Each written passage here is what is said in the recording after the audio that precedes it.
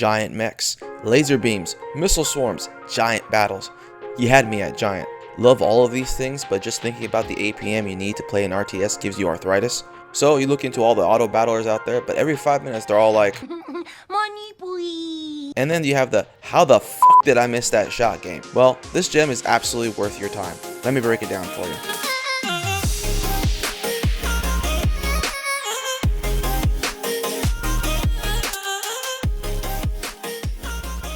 Okay, so where to begin? Mechabellum is an auto battler game that currently is going for $15 full price on Steam. I mean, I know you probably spent more of that on the last free-to-play title you played for a skin that was questionable. It is ma'am! And for a $15 game, the devs have given this game all kinds of cool features. I mean, check out this cool roadmap. Alright, here's the basic structure. You pick a starting army, have some starting resources to spend, deploy your units, and go fight the opponent's army. They fight until everyone on one side is dead or time runs out. Whatever's left on the winning side is added up in value, and the value is taken off the HP bar of the opponent. Then your forces are reset, you get some resources to spend, and go again.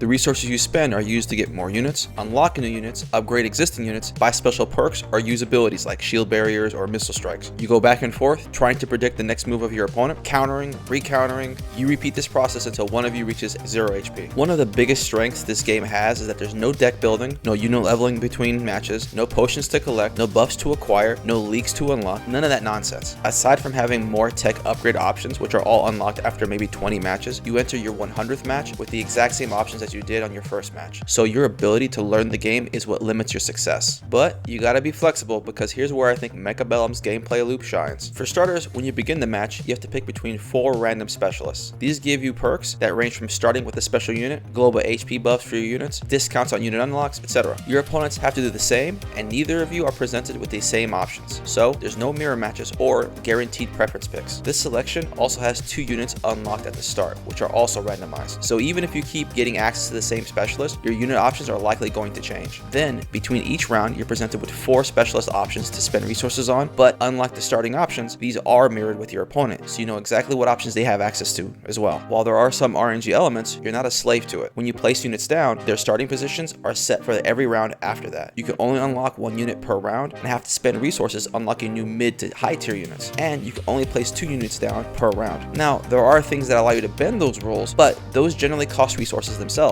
so they require some decision making. And while you can flip back and forth on what kind of units you want to build and counter against, you're really encouraged to consider your decisions thoroughly. Individual units that do well gain XP and then have the ability to level up. These upgraded units are significantly better in stats, and if allowed to sufficiently farm XP, not even their counters, if placed too late, can handle them. The tech upgrades also add a bunch of strategic options that can change the landscape of the battle, making units practically immune to small damage hits, health sharing between tanks, or resurrecting zombie planes. Matches are super easy to get into and last anywhere between 10 and 20 minutes. There's this PvE survival mode and 2v2 options, but the game is still early in development, so I expect these options to be fleshed out a bit more. But even if you're only sticking with the 1v1 PvP game loop, there's a ton of options to learn, play with, and play against, all in this backdrop of a grand scale sci-fi mech battlefield that doesn't quite require a bazillion APM or loads of microtransactions, which is pretty damn good for 15 bucks. Hey, if you're still watching, drop a like and consider subscribing. It helps my small channel out and lets me know what kind of videos you like. Let me know down in the comments if you had a chance to check this game out and what you thought of it. If you're looking for some sci-fi shooter action, check this video out.